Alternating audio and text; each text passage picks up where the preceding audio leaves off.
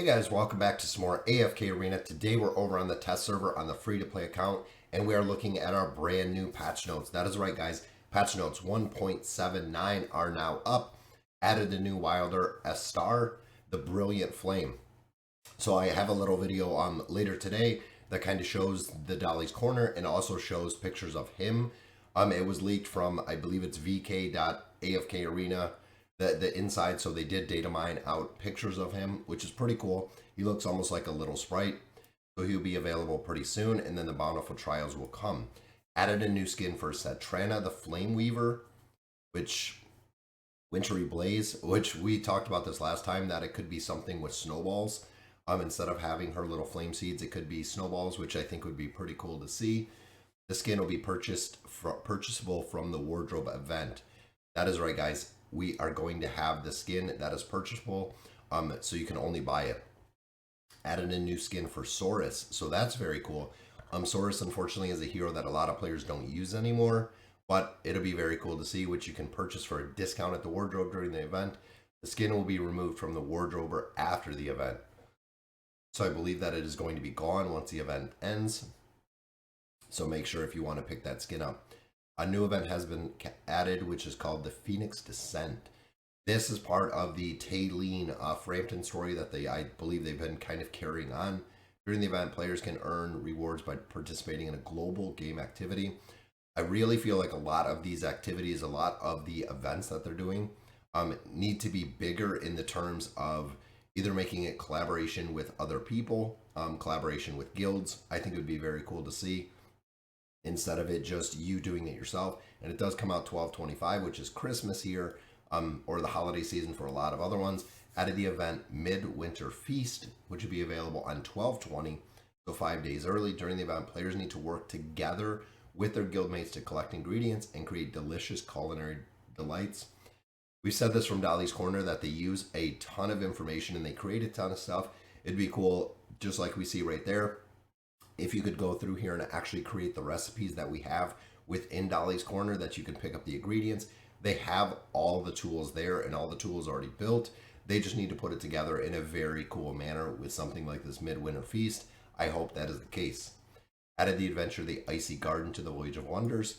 I love the Voyage of Wonders, guys. It's probably one of my favorite parts of AFK Arena. It's very cool to go through there, so I'm glad we have another one coming. Added the Deadly Marshlands to the Wandering Balloon. Another very cool Voyage of Wonder, which is now coming to the Wandering Balloon.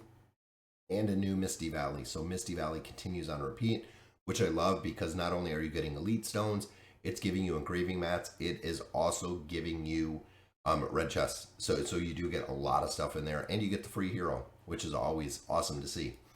Players can now climb up to 750 floors within the faction towers, which is awesome. Reduce the difficulty of certain floors. So they've been nerfing the Celestial Sanctum and the Infernal Fortress. They've also been nerfing the King's Tower as it continues to climb. Really, all of these that are based on the floors, that are based on the towers, are really a foundation of levels. When you look at gaining levels, even if you have subpar heroes, you can kind of over level the towers. It makes it really easy to go through there if you are going through and just gaining more levels versus going through the towers and really trying to struggle with them. Adjust the content within the hero growth bundle. So this is the heroic ship, guys. Purchase limit for these bundles shall be reset when the event goes live. Please refer to the game details for more description. We're going to have to see exactly what these are. Optimize the description of the Abyssal Aid rules so they're more consistent with the actual effects. Abyssal Aid, I like you being able to group up with 3 other players. I wish it was 5 players. I think it would fit a little bit more, just because sometimes you don't have one of the 3 players that are running it to make it more consistent with going through there. Also, within some of the things that we have right now, with the events, you cannot complete them because you have to use, Ranger heroes, or you have to use, class-specific heroes, and you cannot complete them with that Abyssal Aid. Orthos the Seer fixed an issue that would cause Orthos to move outside of the battlefield. Oriel optimized the damage targeting mechanic from her Cosmic Motion, and it no longer calculates damage of enemies who are immune. That's cool. Frampton optimized the skill description of the Ultimate Blazing Meteor. Actual effects remain the same. So just optimizing a little bit. As you can see, no more reworks.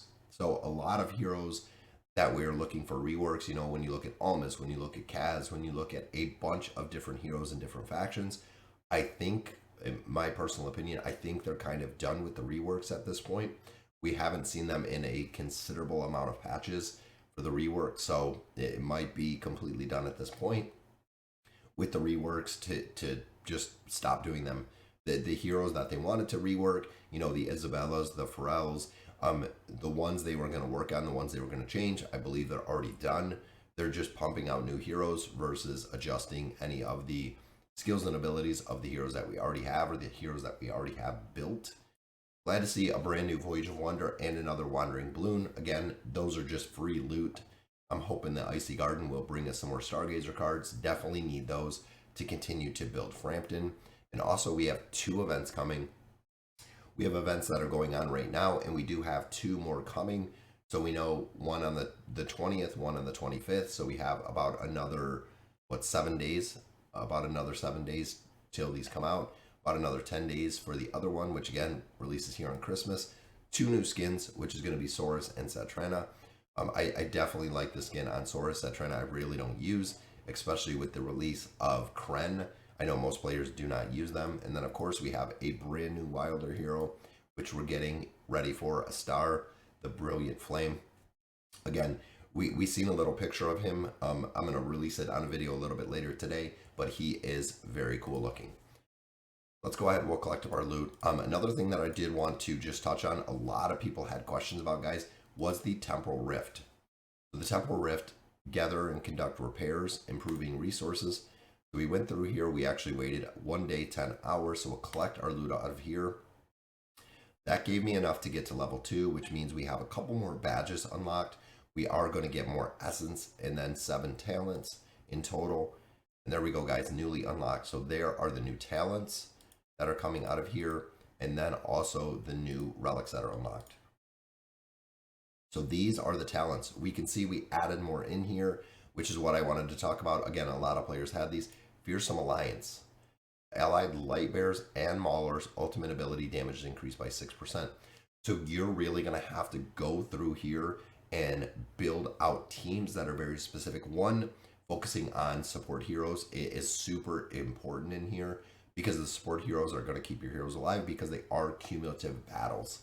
And then the Silent Alliance, allied Wilder and Greyborn heroes render enemies with health lower than 25% unable to receive healing. Not too bad. In addition, they do give a ton of attributes. I don't know if these are going to give attributes. We can go ahead and look how expensive they are, guys. Now in here, I am not using light bears short of Rowan. Maulers, I am not using any Maulers in here, or will not use any Maulers in here. So looking at this one, running Wilders and Greyborns would be a pretty good choice. We'll go ahead, we'll add that one and see. It did not add any stats, guys. So it seems like these are going to be pretty decent, but that's pretty systematic. If it's only, 25% to receive healing for 2 seconds, that is, in my opinion, pretty low. I would rather stack a lot more onto these just to get the sheer stats, guys. Look at the stats you get in here. It is kind of crazy when you start getting higher. So we can actually reset this. Reset the Temporal Rift. It says we can reset it 3 times a week. So when we look at like a Ranger, even if we go, I think 5 is the cap. 3. Oh, we got a light. Remember, guys, you can't have a 3-level deficiency between all of the other ones. So I'm going to have to get 3 of these actually up, which we didn't use any warriors. Let's go this one, and then we'll go support. There we go. So now I should be able to take this one higher. There's 6. We also have might. Looking there at level 6, guys, look at the stat increase.